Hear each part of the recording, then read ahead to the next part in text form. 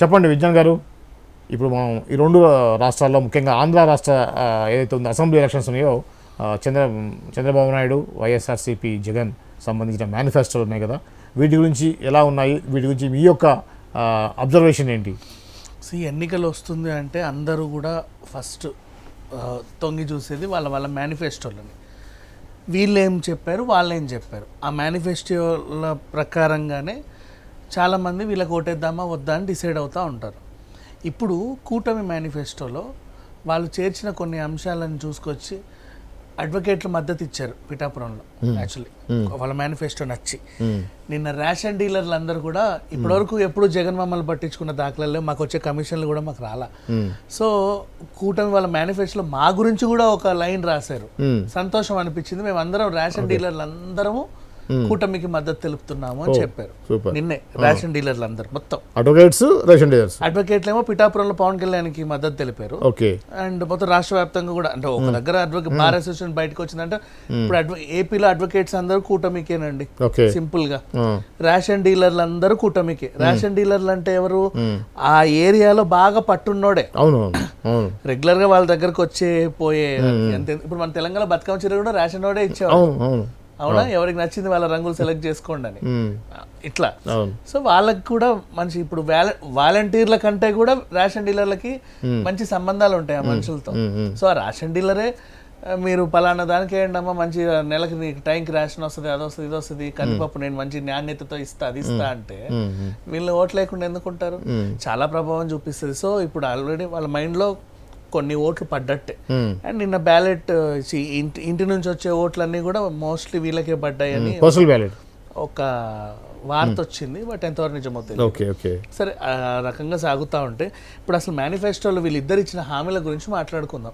Jagan manifesto as యూజువల్గా గతం చేసినట్టే ఉంది. ఆయన అప్పుడు ఇచ్చిన పావులా కంటే ఇంకో ₹1 యాడ్ చేసి పెంచాడు అన్ని. అంతే, పెన్షన్ కానీ అమ్మ ఒడి కానీ అవి కానీ ఇవి కానీ గతంలో ఇచ్చే చిల్లరకే ఇంకొక 1000-1100 యాడ్ చేసి పెంచి ఇస్తాను అని చెప్పాడు.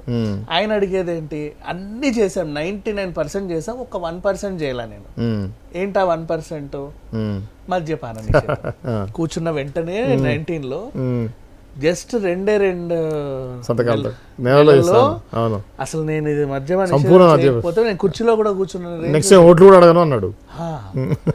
కానీ ఆ ఒక్కటే మెయిన్ చేసాడు. రీజన్ ఏంటంటే, అండ్ ఇంకోటి వీళ్ళ మేనిఫెస్టోలోను కూడా మద్యపాన నిషేధం గురించి కానీ మద్యం గురించి కానీ ఎక్కడ రాయలా. పాసిబిలిటీ లేదనే విషయం చంద్రబాబు నాయుడు గతంలో చెప్పాడు. గీత కార్మికులకి న్యాయం చేస్తా అన్న అక్కడ దాకా వచ్చినాడు. గీత కార్మికుల వరకు వచ్చినోడికి మద్యపాన నిషేధం గుర్తు రాదా? రాయలా. సో ద రీజన్ ఏంటంటే అందరికి అర్థమయ్యేది, ఇప్పుడు ఈ హామీలన్నీ అమలు చేయాలి అంటే రాష్ట్రానికి వచ్చే ప్రధాన రెవెన్యూ మద్యపానమే. ఎందుకంటే ఇప్పుడు జగన్ హామీలన్నీ అమలు చేయాలి అంటే 73,000 కోట్లు అవుతుంది. కూటమి ఇచ్చినవన్నీ అమలు చేయాలి అంటే ఇప్పుడు వీళ్ళకి ఏది వీళ్ళ దాంట్లో అట్రాక్షన్, ఆడపిల్లలకి స్కూల్కి వెళ్ళే ఆడపిల్లలకి 15,000. ఎంతమంది ఉంటే అంతమందికి, నలుగురు ఉంటే నలుగురికి 15,000 అందరికి. అండ్ అలాగే పెన్షన్ ని పెంచారు, అన్ని పెంచుకుంటూ వచ్చారు. మహిళలకి ఎంతో, మళ్ళీ ఉచిత బస్సు.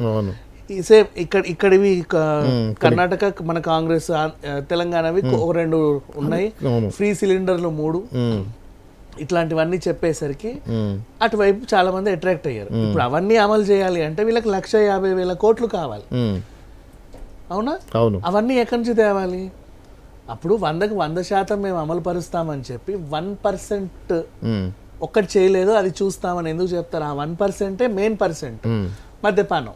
అక్కడ నుంచే రెవెన్యూ వస్తుంది యథేచ్ఛగా, అక్కడ నుంచే రెవెన్యూ రావాలి. ఎందుకంటే మందు ఒకటే ఎంతకైనా అమ్ముకోవచ్చు, ఎప్పుడైనా అమ్ముకోవచ్చు, ఎప్పటిదాకైనా అమ్ముకోవచ్చు, ఎంతమందికైనా లైసెన్స్ ఇచ్చి ఏమైనా చేయొచ్చు, రైట్? అదొక్కటే, ఎంతమందినన్నా తాగుబోతుల్ని చేయొచ్చు హ్యాపీగా. సో దాని మీదే ప్రధాన రెవెన్యూ ఉంటుంది. కాబట్టి వీళ్ళు ఇచ్చిన హామీలన్నీ అమలు పరచాలి అంటే అదే.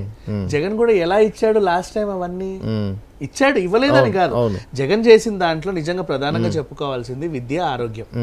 స్కూళ్ళన్నీ బాగు చేయించాడు, వాళ్ళందరికీ ఇంగ్లీష్ నేర్పించాడు. ఆ ఇంగ్లీష్ ని కూడా మళ్ళీ తెలుగులోకి అనువదించి ఇంకేదో చేసి చాలా అంటే సున్నితంగా వెళ్ళాడు విద్యా విషయంలో. ఆరోగ్య విషయంలోనూ పెద్ద పీట వేసాడు. అవన్నీ ఇవ్వాలి అంటే ఆయనకి రెవెన్యూ కావాలి. మందు అమ్ముకున్నాడు ఎక్కువ రేటుకి, పిచ్చి పిచ్చి మందులన్నీ తయారు చేసి ఇచ్చాడు. అంటే అదొక రొటేషన్ అంశం అండి. కాకపోతే వీళ్ళ ఆరోగ్యాలు పాడయ్యాయి. ఎప్పుడు ఒక తాగేడు తాగేవాడు సడన్ గా ఇంకో బ్రాండ్కి వచ్చాడు. ఇప్పుడు మీరు రోజు 3 రోజెస్ టీఏ తాగి సడన్ గా ఇంకో బ్రాండ్కి వస్తే మీకు హెడేక్ వచ్చినట్టు. వాళ్ళు రోజు తాగే వాళ్ళని అలవాటు చేసి కొంతమంది మద్యపాన నిషేధం నిజమే అయింది, వాళ్ళు తాగుడే మానేశారు. కొంతమంది ఏమో ఆరోగ్యాలు ఇంకా పాడు చేసుకున్నారు. పాపం రాకేష్ మాస్టర్ లాంటి వాళ్ళు చనిపోయారు, చాలా చూసాం మనం. సరే అది పక్కన పెట్టేస్తే, సో మందు మీదే మెయిన్ రెవెన్యూ. కాబట్టి ఇప్పుడు చంద్రబాబు నాయుడు గారికి ఉన్న మందు మీదే మెయిన్ రెవెన్యూ. సో వాళ్ళ మేనిఫెస్టోలో ఎక్కడ కూడా మద్యపానం గురించి వాళ్ళు మెన్షన్ చేయాలి, అసలు ఆ జోలికి వెళ్ళటచ్చు. చంద్రబాబు నాయుడు గవర్నమెంట్ లో మద్యపాన నిషేధం జరుగుద్ది అని అసలు జనాలు కూడా ఎక్స్పెక్ట్ చేయరు. ఎన్టీ రామారావు గారు మద్యపాన నిషేధాన్ని స్ట్రాంగ్ గా తీసుకొని చేస్తేనే అది పాసిబుల్ కాదు. రాష్ట్రానికి రెవెన్యూనే మద్యపానం మీద వస్తుంది కాబట్టి అది కుదరదు అని చెప్పేసి తెలుగుదేశం గవర్నమెంట్ చంద్రబాబు నాయుడు సీఎం కాగానే ఏమంటే కంటిన్యూ చేశారు కదా. టొబాకో, మద్యపానం రెండు హ్యాపీగా వాటి మీదే రెవెన్యూ. సో వాళ్ళని ఏం చేయలేదు. అవసరమైతే బీడీ కార్మికులను ఆదుకుంటామని అంటారు. బీడీ కార్మికులను ఆదుకోవాలంటే నువ్వు టొబాకోని పెంచాల్సిందే, అంతేగా, అంతమించి ఇంకేం చేయలేవు. సో ఇది సంగతి. వీళ్ళకి ప్రధాన రెవెన్యూ వచ్చే దాన్ని వదులుకుంటే ఈ హామీలన్నీ అమలు చేయలేరు. సో ఇప్పుడు ఈయన ఎలా చేస్తాడు హామీలు అనేది చెప్పుకుంటే మరి నిజమైన 1,50,000 కోట్లతో వీళ్ళు చేయగలరా అనే డౌట్ వస్తే చేయగలరు. వీళ్ళు ఏం చేస్తారు? ప్రధాన నెగిటివిటీ ఏముంది మద్యపానం మీద ఏపీలో? బ్రాండ్స్, పిచ్చి బ్రాండ్లు, రేట్లు ఎక్కువ. బ్రాండ్స్ ఇమీడియట్లీ తీసేస్తారు, డౌట్ లేదు ఆ విషయం. దాన్ని ఇమీడియట్లీ తీసేసి వాడికి రెగ్యులర్ గా దొరికే మందే ఇచ్చాడు అనుకో, అవును హ్యాపీ. అవసరమే దాని మీద పావులా పెంచుకో. ఫస్ట్ నా బ్రాండ్ నాకు వచ్చిందని ఆనందం వాడుకుంటుంది. ఇప్పటిదాకా కూడా ఇప్పుడు మ్యాన్షన్ హౌస్ ఉంది, మ్యాన్షన్ హౌస్ దాకా ఎక్కువ శాతం ఉందనుకుందాం.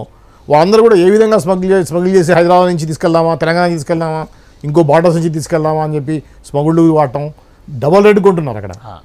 రేపు అదే మందుని గవర్నమెంటే ఇక్కడ రేటు మీద 20-30% ఎక్కువైనా కొంటారు హ్యాపీగా కొంటారు. బెంగళూరు రేట్లు పెట్టి కొంటారు, తమిళనాడు రేట్లు పెట్టి కొంటారు. అవే బ్రాండ్లు ఇవ్వు, ఎవడొద్దన్నాడు, హ్యాపీగా తీసుకుంటారు. అండ్ నెక్స్ట్ పర్యాటక రంగాన్ని డెవలప్ చేస్తారు. అవును, ఇవన్నీ చేస్తే ఎక్కడో దగ్గర నుంచి ఆదాయాన్ని తీసుకొచ్చి ముందు అమలు పరిచే ఏవైతే ఉన్నాయో ఇవి చక్కబెట్టొచ్చు. ఇప్పుడు వాడు నిజంగా అక్కడ ఏపీలో వాళ్ళు మద్యపానాన్ని గతంలో లాగే అమలు చేస్తే ఈ రెవెన్యూ వీళ్ళు ఇవ్వచ్చు, సాధ్యమే.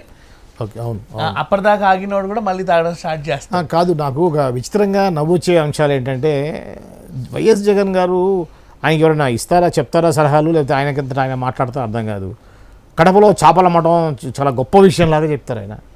కడపలో చేపలు అమ్ముతారని నేను ఎప్పుడు అనుకోలేదు. చేయూత అంటే ఏంటి, చేపలు వాళ్ళకి ఇచ్చి వాళ్ళతో దాంట్లో చెరువులో వేసి దాన్ని పట్టడం, వాళ్ళకి ట్రైనింగ్ ఇచ్చి పట్టడం కూడా చేయూతే అని నేను మాట్లాడుతున్నా. చాలా మంది నవ్వుకుంటున్నారు, ట్రోలింగ్ చాలా కనిపిస్తాను. ఆ రీజన్ యాక్చువల్లీ ఆయన చెప్పింది ఒకటి, వీళ్ళకి అర్థమైంది ఇంకోటి. ఏంటంటే కడప డ్రై ఏరియా కాబట్టి, డ్రై ఏరియా, దానికి ఇదేంటి పంటలకు పనికిరాని ఏరియా. ఎప్పుడో ఎవడో వజ్రాలు దొరుకుతాయని ఏరుకునే ల్యాండ్లు అయ్యి, అవునా, ఇష్టం వచ్చినట్టు తవ్వి అక్కడో ఇక్కడో ఆ టైప్ ల్యాండ్లు దేనికి పనికిరావు. అట్లాంటి వాళ్ళకి స్టార్టప్స్ నాలెడ్జ్ ఏమి ఇచ్చారంటే రాజస్థాన్ ఎడారే, అక్కడ జరగాల్సిన బిజినెస్ అక్కడ ఉంటుంది, ఎక్కడ జరగాల్సిన బిజినెస్ అక్కడ ఉంటుంది. సో ఈ ప్రాంతంలో మీరు చేపల చెరువులు, రొయ్యల చెరువులు వేసి పెట్టి చూడండి, వస్తాయేమో. ఆ టైప్లో అక్కడికి వస్తే వాళ్ళందరూ చేపల చెరువులు పెట్టుకొని, ఇంతకుముందు కాకినాడ నుంచి రాజమండ్రి నుంచి ట్రైన్లో ఇంపోర్ట్ అయ్యేది, అవునా. ఇప్పుడు ఆ ఇంపోర్ట్ అయ్యి బజార్లు అమ్ముకునేవాళ్ళు. అప్పుడు వాడు ఎంతకి 200కి కొని 250కి అమ్ముకునేవాడు. ఇప్పుడు 250 రేట్ అలాగే ఉంది, కానీ వాడే పండించుకుంటున్నాడు. ఆ లోకల్ వాడికి ఇప్పుడు అది 100కే దొరుకుతుంది, సేమ్ 250కి అమ్ముకుంటున్నాడు. సో గతంలో కంటే ఇప్పుడు ఇంకా లాభాలు వచ్చి ఇంకా డెవలప్ అయ్యి వాళ్ళు తక్కువ టైంలో బాగా డెవలప్ అయ్యారు. వాళ్ళందరూ ఆయనకు చెప్తుంటే, సార్ మేము ఇలా అయ్యామండి, మాకు అసలు ఏ వ్యాపారము లేదనుకునే వాళ్ళము, వీటి వల్ల మేము ఇలా తయారయ్యామని చెప్తుంటే అది ఆయన గొప్పగా అనిపించి ఆ సందర్భాన్ని చెబితే చూసే వాళ్ళు దాని అర్థం కాక ట్రోల్ చేశారు. అంతేగాని ఈ విషయం మాత్రం కరెక్ట్ అని మంచిగానే చెప్పాడు. ఓకే. ఇంకా మన మేనిఫెస్టో విషయానికి వస్తే ఈ మేనిఫెస్టో కూటమి మేనిఫెస్టో అమలవ్వడానికి అయితే పుష్కలంగా రీజన్ ఉంది. వాళ్ళు కనుక మద్యపానాన్ని సేమ్ లాస్ట్ ఎలాగైతే ఉందో అలాగే పెడితే ఛాన్స్ ఉంది. ఎందుకంటే అప్పటిదాకా దాహార్దులందరూ కూడా తీర్చుకునే అవకాశం వచ్చింది. కానీ ఇది అమలు అవుతుందా లేదా అని ఒక భయం కూడా మొదలైంది జనాలకి. ఎందుకంటే దాంట్లో వీళ్ళు కూటమి అంటే ప్రతి మీటింగ్ కి మోడీ వస్తున్నాడు, కానీ మేనిఫెస్టోలో మోడీ తలకాయ లేదు. ఓకే, వీళ్ళిద్దరే ఉన్నారు, పవన్ కళ్యాణ్ గారు, చంద్రబాబు నాయుడు గారు. అంటే కేంద్రం నుంచి వీళ్ళకి సహాయం అందుద్దా లేదా? ఎందుకంటే వీళ్ళకి వచ్చిన భయము జగన్ అమలు చేసిన 75,000 కోట్ల ఈ సంక్షేమ పథకాలు ఏవైతే ఉన్నాయో కేంద్ర సహాయం తీసుకుంటేనే జరగవచ్చు. కేంద్ర సహాయం లేకుండా ఏదోలాగా అమలు పరిచాడు, మందమ్ముకొని ఏదో చేశాడు. మరి వీళ్ళు డబల్ ఇవ్వాలి. ఇప్పుడు కేంద్ర సహాయం లేకుండా వీళ్ళు ఇవ్వగలరా లేదా అనే ఒక డౌట్ వచ్చింది వీళ్ళు. అంతే, ఆ ఒక డౌట్ వల్ల వాళ్ళు జనాలు ఆలోచిస్తున్నారు. బట్ అది కూడా పెద్ద విషయమేం కాదు. అండ్ మోడీ కూడా వీళ్ళ సభల్లో ఎక్కడ కూడా వైజాగ్ స్టీల్ ప్లాంట్ గురించి కానీ, ఆ పోలవరం ప్రాజెక్ట్ గురించి కానీ, స్పెషల్ స్టేటస్ గురించి కానీ, వీళ్ళ రాజధాని గురించి కానీ, ఈ 6 గ్యారంటీల గురించి కానీ ఎక్కడ మాట్లాడట్లా. ఎంతసేపు రావడం బాగుండండి చిరంజీవి సుఖీబావ అని చెప్పి చేతులు దులిపేసుకొని వెళ్ళిపోతున్నాడు. నేను వస్తే చాలు, నా ఫేస్ చాలు అని. అంటే ఆయన తెలివి ఏంటంటే వీళ్ళందరినీ ఏమార్చి ఎంపీ సీట్లు పట్టుకెళ్ళి అక్కడ ఆయన గెలవాలని. ఆయనకు 400 కావాలి. ఆయన ప్లాన్లో ఆయన ఉన్నాడు. వీళ్ళకి సంక్షేమ పథకాలు అవుతాయా లేదని ఇక వాళ్ళ రాష్ట్రమే చూసుకోవాలి, ఇంకెవరు చేసేది లేదు. లేకపోతే తెలంగాణ లాగా పెద్ద మైనస్ అవుతాయి. తెలంగాణలో ఇప్పుడు కేసీఆర్ అడ్డగోలుగా ఏది పడితే చేసేసి అప్పులన్నీ తెచ్చి ఆయన నెత్తి మీద వేసిపోయాడు. ఆయన నెలకి 6,000 కోట్లు ఎంతో అప్పులే 6,500 కోట్లు అప్పులు కడుతుండు. ఇప్పటికే 33,000-4,000 ఇంట్రెస్టే ఇంకా పోతానే ఉన్నాయి. దాన్ని చక్కదిద్దే పనిలో ఆయన ఉన్నాడు. అప్పటికి కూడా వీళ్ళు సంక్షేమ పథకాలు అవి ఇవి రాలేదన్నా కూడా ఇస్తున్నాడు. పాపం ఏదో ఒకటి చేసి కొంచెం మొండిగా చూద్దాంలే తర్వాత ముందు చెప్పించేద్దామని. ఇక అక్కడ కూడా ఏమన్నా వీళ్ళు చేసే అవకాశం ఉంటే చెయ్యొచ్చు. ఇక ప్రెజెంట్ జగన్ మేనిఫెస్టో కంటే వీళ్ళ మేనిఫెస్టో కొంచెం జనాల్ని బాగా అట్రాక్ట్ చేసింది. ఈయన ఇచ్చే ప్రతి దానికంటే ఆయన ఒక పావులో ఎక్కువ ఇచ్చాడు. అంతెందుకు మహామహులు కూడా కొంచెం నిపుణులు నైపుణ్యం గల వాళ్ళందరూ కూడా ఈ మేనిఫెస్టో బాగుంది అంటున్నారు. వీళ్ళు టచ్ అయిన అంశాలన్నీ వాళ్ళు టచ్ చేసి వదిలేశారు కొన్ని. సో ఆ రకంగా అది కొంచెం బాగుందని చెప్పుకోవచ్చు. ఇంకా మహిళలకి కూడా డబ్బులు ఇవ్వడం, నిరుద్యోగులకి చిల్లర ఇవ్వడం, 18 ఏళ్ళు దాటిన పిల్లకి డబ్బులు ఇవ్వడం. ఇక ఆడవాళ్ళ విషయానికి వస్తే స్కూల్ పుట్టినప్పుడు ఒక డబ్బు, ఆ తర్వాత ఆమె పెరిగి స్కూల్కి వెళ్తున్నప్పుడు సంవత్సరానికి ఇంత డబ్బు, 18 ఏళ్ళు నిండిన తర్వాత కూడా ఆమెకు ఉద్యోగం వచ్చేదాకా ఇంకో డబ్బు. ఇక వాళ్ళకి జీవితకాలం. మహిళలకైతే పెద్ద పీట వేశారు. మహిళల ఓట్లు అయితే భారీగా పడే అవకాశం అయితే ఉంది వీళ్ళకి. పైగా ఇప్పుడు ఆ రేషన్ డీలర్లు కూడా ఎక్కువ మహిళలతోనే ఇంటరాక్షన్ ఉంటది కాబట్టి వాళ్ళ మద్దతు ఇంకో పెద్ద ప్లస్ పాయింట్ అని చెప్పుకోవచ్చు. ఓకే, ఇది అండి ఆంధ్ర రాజకీయాలు, ఆ మేనిఫెస్టోలకు సంబంధించినటువంటి వివరాలు. అయితే ఇప్పుడున్న పరిస్థితిని బట్టి కూటమికి అవకాశాలు ఎక్కువగా ఉన్నాయని అభిప్రాయపడుతున్నారు దాసరి విజ్ఞాన్ గారు. సో అలానే ఈ యొక్క వీడియో చూస్తున్నటువంటి మీరు కూడా మీ అభిప్రాయాన్ని తెలియచేయండి. ఇది మేము ఎవరికి వత్తాసు పలికే ఛానల్ కాదు అనే విషయాన్ని మరొకసారి గుర్తు చేస్తున్నాను.